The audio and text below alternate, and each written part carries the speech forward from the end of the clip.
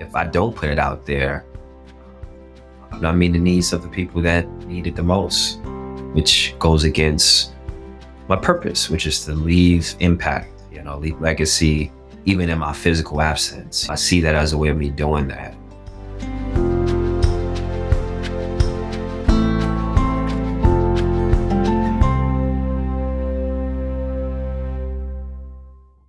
Welcome to the Money Skills for Therapists podcast, where we answer this question: how can therapists and health practitioners go from money shame and confusion to feeling calm and confident about their finances and get money really working for them in both their private practice and their lives? I'm your host, Linzy Bonham, therapist turned money coach and creator of the course Money Skills for Therapists. Hello, and welcome back to the Money Skills for Therapists podcast. Today's guest is Walter Williams. Walter and I had a coaching conversation today, digging into catching up to himself, really, having grown up with poverty and drugs and violence, and now finding himself successfully in private practice, having these ambitions to do more. Walter and I talked today about the stuckness and the freeze that can come from just landing in life in a really, really different place than he started. There's lots today in this conversation around catching up with yourself. How do you take care of those younger versions of us that are in just disbelief about where we are today? How to get yourself moving if you're stuck, if you've got some ideas on these neat, expansive things to do.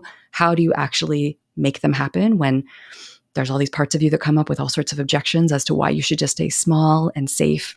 We cover a lot of ground today. Here is my coaching episode with Walter Williams. So Walter, welcome to the podcast. Thank you for having me. It's good to be here. Yeah, I'm really excited to have you here to talk today about the piece you want to bring forward. So yeah, let's get into what do you want to explore today during our time together? Yeah, I am a private practice owner. I work for myself. I make decisions for myself. And I'm solo. Well, I have an assistant. And I have reached a point in my career where I've brought in good money, being by myself, which is great. But I find myself sometimes getting stuck or stagnant. Mm-hmm.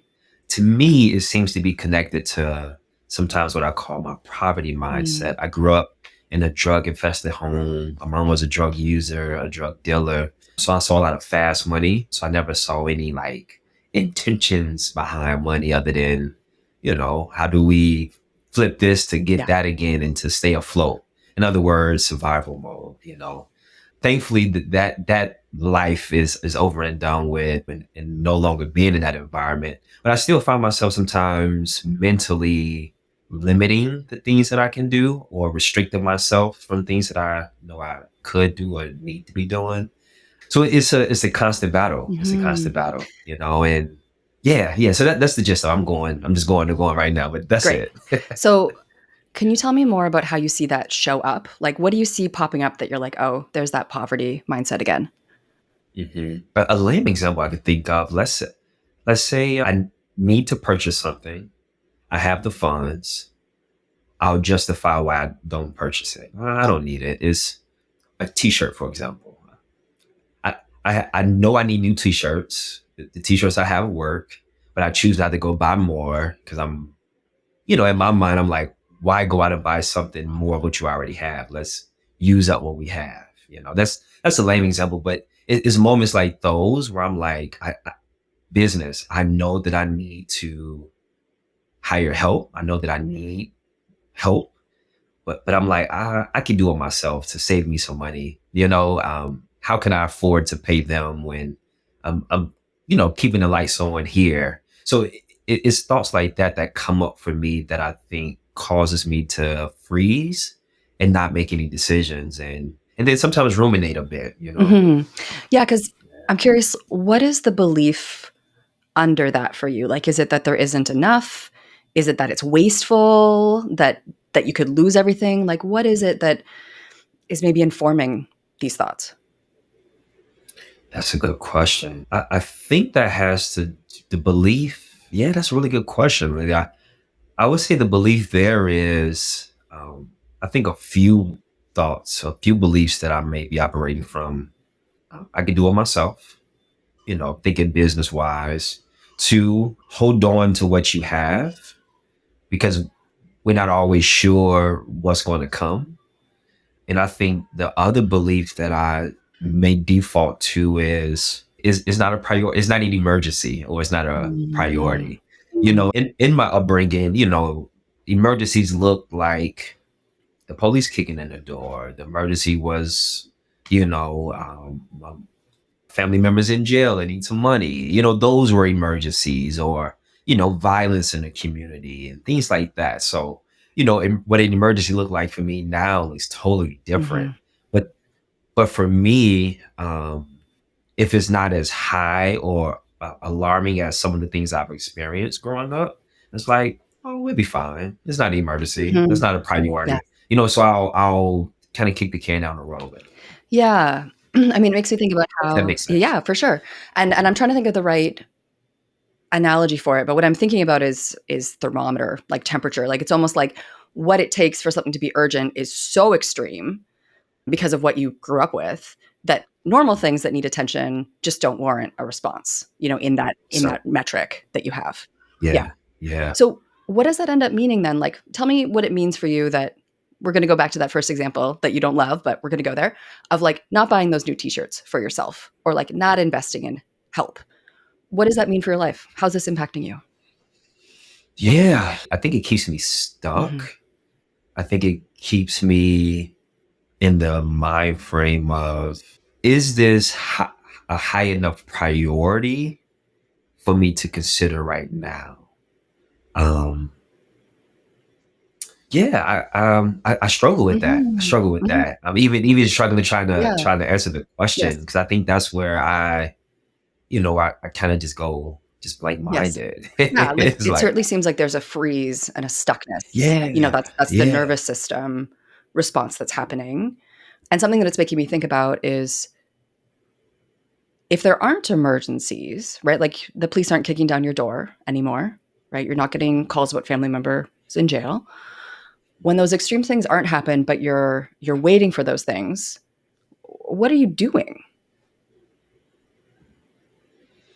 I'm usually um, I'm usually praying, Okay. just hoping things continue to get Yeah. better. And I'm thinking about, the younger version of myself, at Mhm. the time of just, I can't wait to get older to get out of this. I'm hoping, my mom gets sober. Mhm. Let me control what I can control.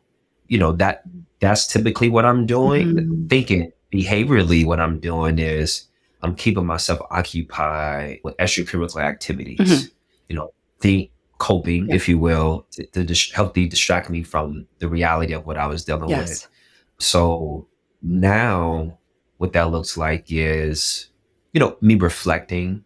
I'll journal Mhm. to process my thoughts. I'll talk with my partner, um, but I too then will find something to distract me, Mhm. to keep me from staying with the thing that I need to stay with. Yes. Yeah. So many ideas, so many Yes. clients that I work with. So treatment plans and case notes that I can update. Yes. That stuff become, though it's daunting, that Mhm. stuff becomes easy because of the distraction Sure. from sitting with what I normally need to sit with. Absolutely. And that is one of the gifts of being a therapist, right? Is there's endless people who need your help and endless things you could be working on to improve people's lives, which is a Yeah, very worthy use of our time and life energy. so But I'm hearing that certainly. that energy is not getting turned to your own life, to looking at these things that are hard to face. Yeah, absolutely. I never had to spend a lot of time worried about me. My entire life was tending to caring for, worrying about others, Mhm. particularly my family. Mhm. So when it comes to me, it's like, I don't know. Mhm. you know, Yeah. uh, I mean, even as a therapist, is I can sit on this side of the Sure. table and keep your life at the center. Yes. But when it's reversed, I'm like, I don't know.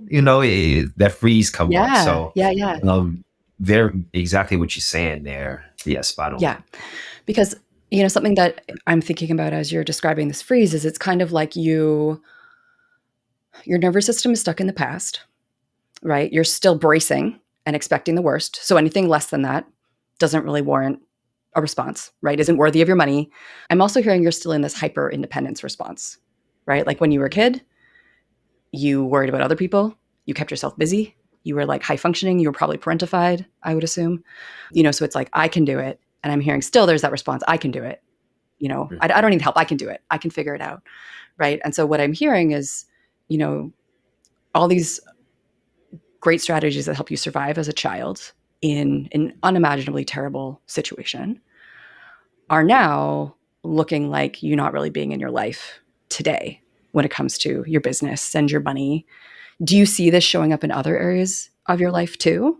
This kind of like freeze and distract yourself response? Not exactly. Mm-hmm. The thing that I see show up in other areas, I'm thinking about my partner. Her crises look different from what I'm used to. So when she's on fire, it's hard for me to read that Mm-hmm. because she can be on fire and look poised, and look relaxed. She's not like, Yes. she's not up in, Yeah. flames, Yes. the alarm system isn't going off. Yes. So that's an area that I continue to grow in Mm-hmm. there, as it pertains to that. But it just tends to be, right now just around this business, Mm-hmm. and my growth Yes. and where I want to go Okay. and wherever that is. Yeah. And I think that's why I struggle sometimes Yeah. too. Well, that's my next question, right? Is like, where do you want to go? What do you want to look different? Like, what are the things that you're not doing right now because of this freeze response, this like poverty mindset? Yeah. It's so much. Yeah. I what I often say is I'm currently standing in my dreams. I'm Mm, living in my dreams. mhm. My dream was just to survive the hood, have a wife, have a dog, have a kid, Yeah. have a house. Yeah. So I'm standing in when I was a kid when I used to draw on a paper Mm, for an assignment, but not knowing now what I was doing, but not knowing at the time. So to be quite transparent with you, I mhm, struggle to know what that next dream mhm. is, Yeah. because I've made it. Yes. So it's almost like I'm coasting, like I'm here. Mhm. Uh, I'm not in survival Yeah. mode in a In a way. way. So it's hard for me sometimes to see that. But to your question specifically, there's a lot that I know that I would love to do, I can do, and need to do. Mhm. Uh, right now I do a lot of individual work with clients. Group work is something I love. I have experience doing. That will decrease my time and widen my scope of work, and with clientele, Yes. and also increase my cash flow, right? Yes. Well, depends on insurance and other stuff, but that's another Yes. topic. Too smart. Yes. That, I've been moved to write a book. Mm, I know that I have a amazing story. I have an amazing testimony. mhm, That's something that I would love to do. Haven't been intentional about. mhm. I would love to host a men's retreat. I'm very mindful of the issues and the impact, on men, particularly Black men, Mhm. and the need for spaces, to be not to be taught at, Yes. but to talk Yes. with, on many topics and many levels. So there's so much that I want to do. Yeah. Yeah. But paralysis Yes. analysis started to Yes. kick in. It's like I got all these Sure. things. Where do I start? And Mhm. then it's like, let me just stick to what I'm doing because it's keeping the bills Yes. paid, comfortable. Yes. It's working Yeah. until it's not. Yeah. Yeah. And when you were just talking a moment ago about these pieces like the groups, writing a book, doing retreats, what do you notice in your body? What's happening with that when you go back to I, that place? I get a sense of like inspiration. Yeah. Yeah, Yeah. yeah. It's more. I feel acceleration, Mhm. towards that. Uh, yeah, Mhm. that's right. Mhm. And how long can you stay with that feeling? Not Yeah. long, What happens? not long. My mind goes to what does it take to do those Mhm. things, um, and am I ready to do what it takes to do those things? Mm. Mhm. Yeah, I think that's where my mind Yes. goes, consciously and Right. subconsciously. Right. Because what is the story about yourself when it comes to whether you have what it takes? Do you have what it takes to do those things, or do you have a different narrative about yourself? I certainly have what it takes, and I know I am beyond capable. I think that imposters comes Mhm. up of, you know, are you, you know, are you truly equipped? Mm. Are you who you say you Mm-hmm. are? And I think about the way I live my life, and I often emphasize how much I practice what I preach and talk with my clients about and others. I think a part of me becomes overwhelmed with the potential of that Mm-hmm. thing. Like, wow, this can be a big thing. Yeah. And I think that causes me to Mm-hmm. withdraw and there's too much to think about. Let me think about something that I can control. So Mm-hmm. Yes. I can respond to this email, Mm-hmm. or I can go get some gas in the car. I then quickly, divert my mind to something that's more, for lack of better words, tangible, I Mm-hmm. guess, Yeah. where I don't sit in that Yes. because it gets Yeah. overwhelming. And what I'm hearing is you move to something that's in your control. So when you think about those big things that like impact that inspiration, is there like an out of control that could go with that if you followed that? Like what's threatening about that? I think what was threatening about that is my thoughts on how I may be perceived, Mhm. which comes to an image thing. You know, Growing up, there was two sides. Mhm. It's the side that I presented, and then there was the side of what was really going on. People always assumed things were great because of how I presented. Meanwhile, I go home to my mother who's a drug addict. I go home to no running water. I go home to conditions that are like, that you shouldn't have a kid living in. So, and I've learned to tolerate and live through those conditions, where I think sometimes I don't give myself permission to bask in the other side of really what I'm retreating from. But yeah, I think it's that two side, where Mm. I'm struggling with the image that's perceived. Mhm. And that two side, like, help me understand more about what would the two sides be if you did have if you were more visible, really, I think is what I'm hearing. Like, if you did bigger things, right? You write a Mhm. book, you run groups, you run retreats. Tell me how the two sides or the fear of the two sides comes up if you did those things now. Yeah, yeah. I think one piece of it is becoming so consumed that it decreases time with family.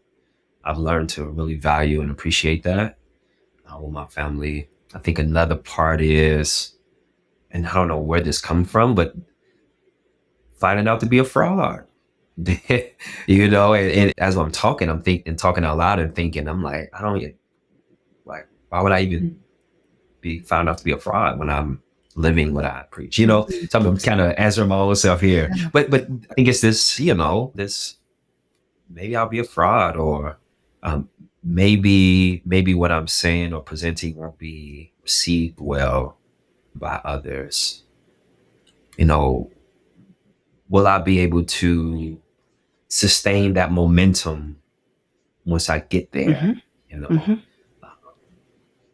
so yeah, those would be the thoughts that come up Mhm. to that question. Yeah. Yeah, Because what I'm thinking about, and I mean, this is a very familiar nervous system pattern for myself, even though coming from different stressors. But what I'm hearing is when you think about being big, taking up space, being seen, there's a whole series of stories that pop up to tell you why that's a bad idea. Right? It's like there's the certainly. imposter syndrome of like, what if you're found out to be a fraud? Even though you can't really think about how would that even be true, Mm. right? There's like, but what if it detracts from my family? What if I can't keep it up? What if I don't know what to do? Right? Like there's almost like a whole army of stories that come up. They're like, no, no, no, no, no, don't go that way. What are those parts of you want you to do instead? What is the safe path that you're supposed to be taking according to those parts of you? Yeah, the safe path is to not be disruptive. I think a part of me views those things as disrupting what I have going on. Mhm. I'm laughing because my partner was just challenged me on this. I, routines, and that's my bread and butter. Once I can find a routine, once I can find a rhythm, I'm like, let's go, Mhm. and I can stick in that. Once I have that. The downside it can cause me to become stagnant and predictable, if you will, you know. So I think I found myself have developed a routine that Mhm. works. You know, I can, I have a consistent income to cover my business bills and my house bills, which I need to increase, which while we have this conversation, Yes. my health, like I have a, nice routine when it comes to taking care of my body. Um, so when anything new comes, it takes me a minute to adjust and pivot because I have to unlearn how I've conditioned myself in this space and learn and be willing to adapt to that new thing. If Mhm. that makes sense. Mhm. Yeah. That goes to my trauma, Yes. right? I knew how to move to not go to jail. I knew how to move to I knew what to say so that DCFS didn't come to take us from our mom. I knew these things, so that became my pattern. So anytime anything disrupted, I'm like, whoa. So why disrupt something that's Mhm. working? Mhm. Yes. Yeah. Yes. So, I mean, that's a really good question. Why would it be worth it to write a book, to run groups, to do retreats? Why would that be worth it? Oh wow. It'll allow people, I think, a few things. Well, I'm gonna start from the inside out. It would allow me to further operate in my purpose. It will allow me to, in operating in my purpose, it would allow me to leave the impact that I hope to leave when when my time expires on this earth. I think it will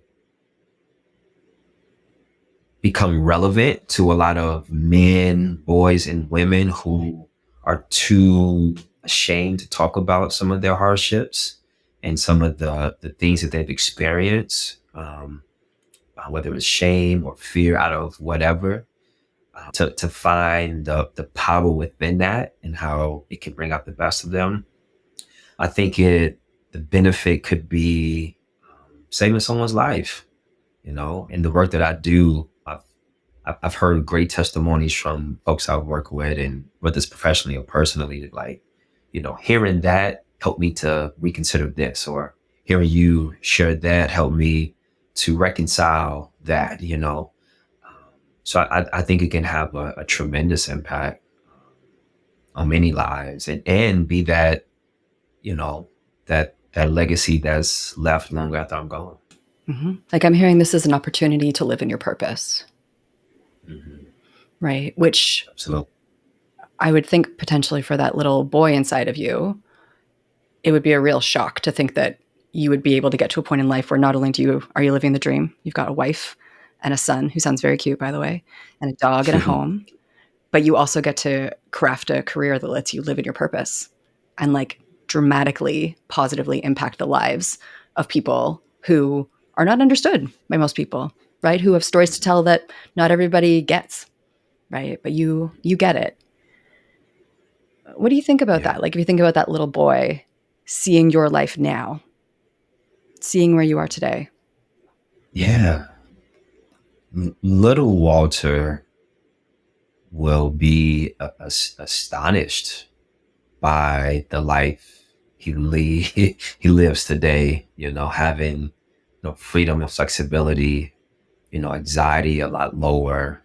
Paranoia is a lot lower.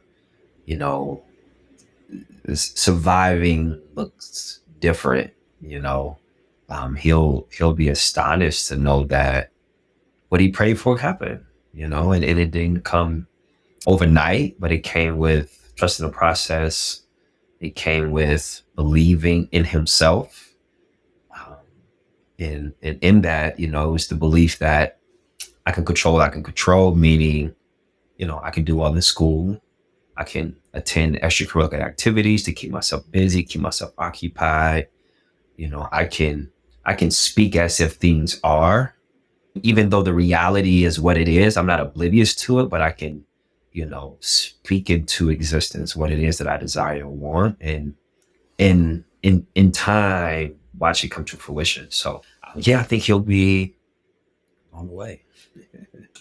So thinking about that then, this is therapeutic work that you could do for months probably, right? Like there's a lot here. But I'm thinking about, what is the version of your career and your life where little Walter knows that you've got this, right? Mm-hmm. And you've got a life he couldn't even imagine. And he gets to live there with you, right? He's still around. He gets to live in your house with you, with your partner and your kid and your dog. But he doesn't have to worry so much anymore. That part of you doesn't have to run the show anymore. You don't have to worry about putting on a certain face and survival and what's going to happen next and saying the right thing.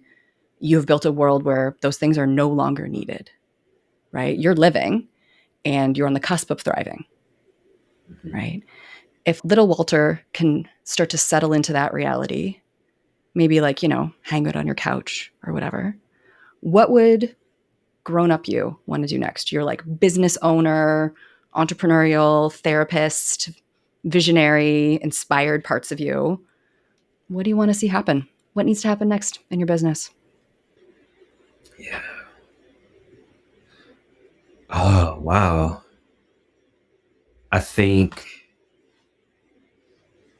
you know, speaking to little Walter, I think what could happen next, what I would like to happen next, it's questions like that floors me.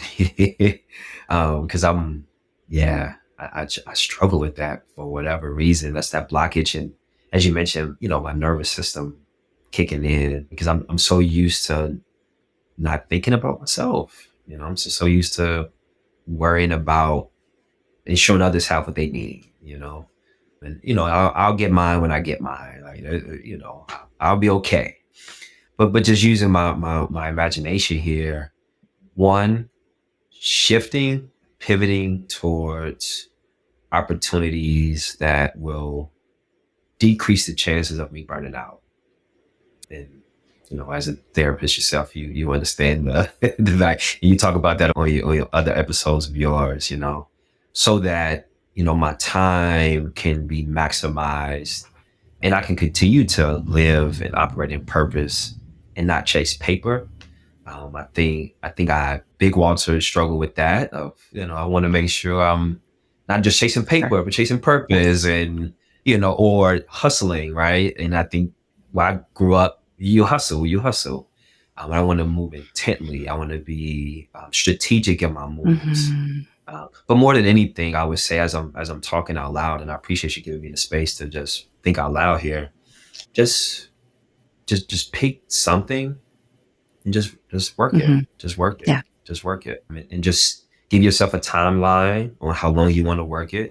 Um, See what comes and use that as evidence to determine the next Mm-hmm. move. Yes. Yeah. There's a saying in business, which is something to the effect of, a ship in motion can turn, but a ship in the Mm-hmm. harbor cannot. Right. And so, like, once we get going, if you get going down that path of like putting the word out there to start a group and you run one group and you're like, nah, this needs to be a retreat, then you pivot towards retreat. Right. And like, Mm-hmm. if you get into that retreat and you collect a couple stories and you're like, I need to write this down, I need to stop and prioritize, then you can pivot into the book. But you can only make those moves once you've started in motion. Right. When we sit in the harbor, when we're paralyzed and we're looking at every path and we're agonizing over, what each path is going to take and what's the right path, we end up going nowhere. Mm-hmm. Right. And so I wonder for you, what's the first good enough step? What's the first move that you can make even before the end of this week that's going to start to get your ship in motion? Yeah. Reaching out to all of my clients to say, hey, I'm offering groups. If you're interested, click this Love button it. and I'll follow up with more Love information. it. So simple. So great. So So good. Yeah. Okay. yeah, Beautiful.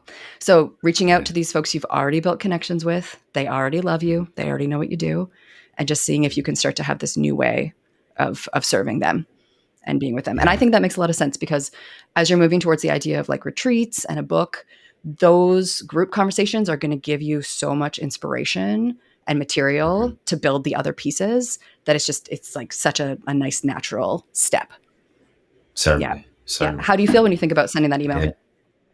A part of me Mm-hmm. Yep. frees, just a part of Yep. me, because I'm like, okay, it's the language, it's you second guessing Yes. yourself, right? Versus Yes. just doing the thing. But it certainly, moves me in a direction that I need to go in to help continue to make Yes. decisions. Yes.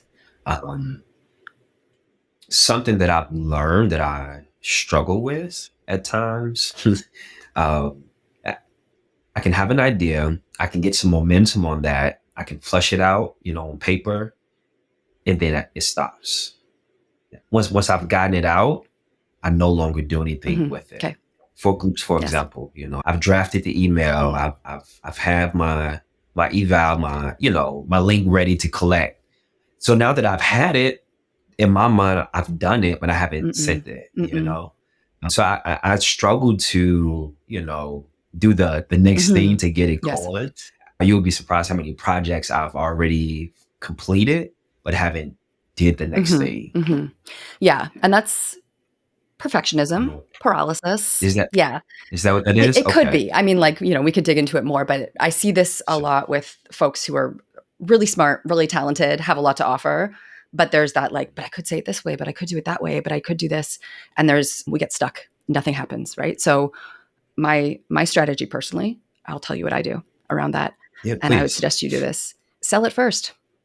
Then you have to Mm, do it, right? So when I started Money Skills for Therapists, I sold it first and then I built the course as people did it. mhm, Then I don't have a mhm, choice, right? It's like Wednesday, folks are going to show up. So I got to have the lessons ready. I got to do the videos, right? And that mhm. course that I built in 2018, doing it that way, selling it first for so little money just to get it going, selling it first, building it out. That's still probably 70% of the course materials that are in that course today, right?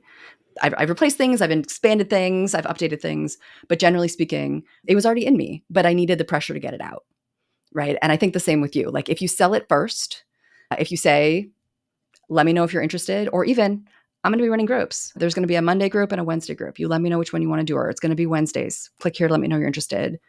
Here's your payment link. We start December 1st, right? Then you have to do it because all these guys are going to be showing up. So you got to be there, That's so true. right? What do you think about that idea of just doing it? Yeah, and that's it. Just got to rip the Band-Aid It off. is. You know, Yeah. and I can hype myself up and be like, all right, go. Yes. Yes. Yes. But no, you're right. It's get the Yes. buy-in, and it, and therefore the accountability is there. Exactly. Yeah. And Um, there's a few ways to keep yourself motivated around these things because it's scary. It's scary to put something out there and be like, I have a thing. And then maybe mhm, folks go for it, maybe they don't. First of all, as soon as you put it out there, you're going to get feedback on mhm. what the interest is. Did you phrase it right? Did you put it on the wrong day of the week? Immediately you're going to start a conversation. So now you have a conversation. Now you actually have something you're talking about, right? But there's another framing that I think is really relevant for you, which is if you're really people oriented, if you're always about helping other people and it's hard to think about yourself, if you don't offer these groups and retreats, and if you don't write this book, you are doing a disservice to the people who need these Mm, things from you.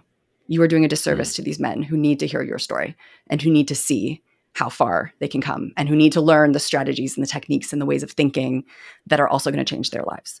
If you don't put it out yeah, there, these men are going to stay stuck where they are. yeah.